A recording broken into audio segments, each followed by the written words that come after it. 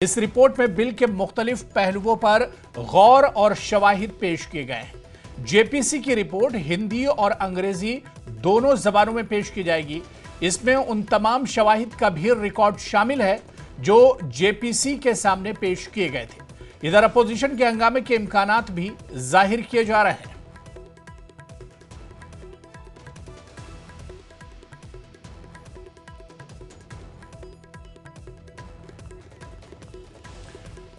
तो लोकसभा और राज्यसभा में पेश होगी जेपीसी की रिपोर्ट। वक्फ बोर्ड पर यह रिपोर्ट पेश होगी। जगदंबिका पॉल जो इसके चेयरमैन थे वो रिपोर्ट पेश करेंगे।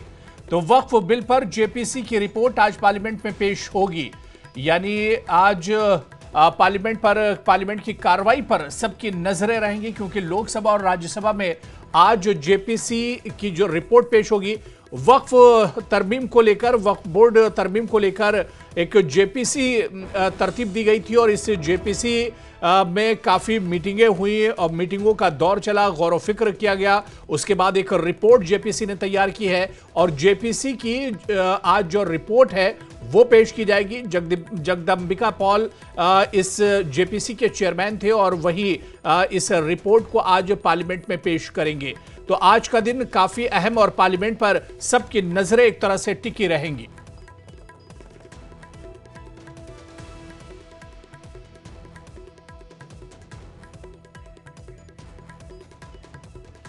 उधर बारामूला के रुकने पार्लियामेंट इंजीनियर रशीद आज पार्लियामेंट के इजलास में शिरकत करेंगे। अदालत के हुक्म के मुताबिक उन्हें 2 रोज हिरासती पेरोल की मंजूरी दी गई है। इस दौरान उन्हें सेलफोन और इंटरनेट के इस्तेमाल से रोका गया है। इंजीनियर रशीद के मीडिया से बात करने पर भी ममानियत है।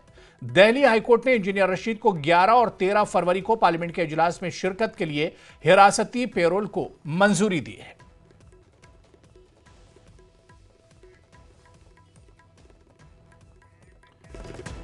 जम्मू कश्मीर के वज़ीर आला उमर अब्दुल्ला बजट के लिए मुख्तलिफ स्टेक होल्डर से मुलाकात कर रहे हैं। वज़ीर आला अरकान असम्बली, डीडीसी चेयरपर्सन्स और दीगर शोबों के नुमाइंदों से मुलाकात कर रहे हैं। इसी कड़ी में वज़ीर आला उमर अब्दुल्ला ने तालीमी और सियाहत के शोबे से वाबस्ता अफराद से बातचीत की।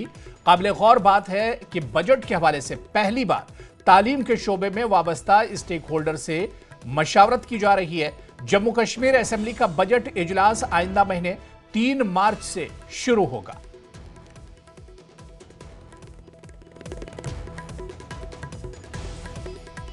तो बजट पर मशावरत हो रही है, जिस पर मुख्तलिफ स्टेक होल्डर से मशावरत का अमल जारी है।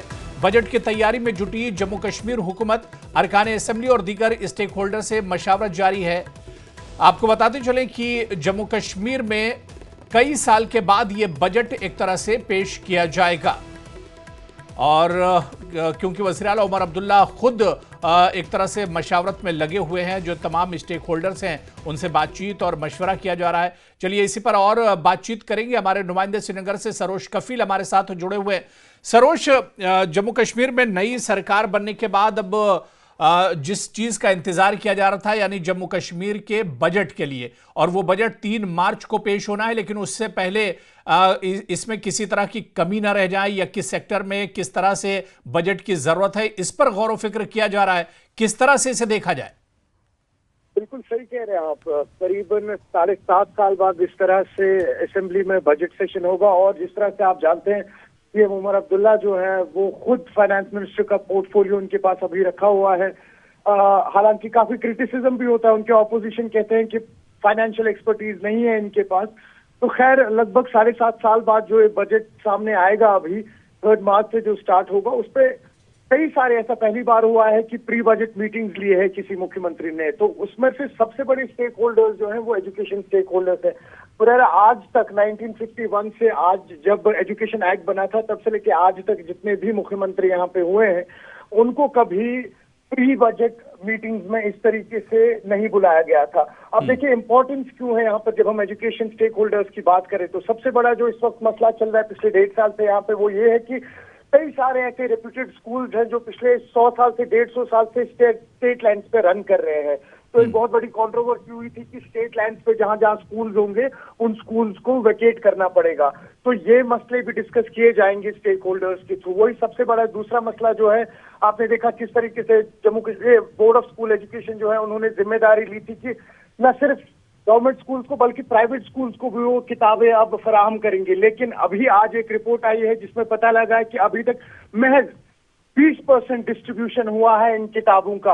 और आप देखिए सेशन चेंज हुआ है तो मार्च में अभी बच्चे वापस स्कूल अपना स्टार्ट करेंगे यहाँ पे, तो वो भी एक बहुत बड़ा चैलेंज है। और साथ ही साथ जो इस टाइम एजुकेशन पे जीएसटी लगा हुआ है, तो ऐसे कई सारे मसले हैं जो इन स्टेक होल्डर्स ने सामने एड्रेस किए और पहली बार ऐसा हुआ है कि इन स्टेक होल्डर्स की सुनवाई हुई है। तो कुल मिला के अगर बात की जाए, वही हमने साथ ही साथ देखा एक मेजर डाउनफॉल हुआ एजुकेशन में, करीबन 10 से 12% का डिक्लाइन हुआ है लिटरेसी रेट में। तो कई सारे ऐसे मुद्दे हैं जो ये stakeholders CM Omar Abdullah के साथ बैठ के डिस्कस करेंगे।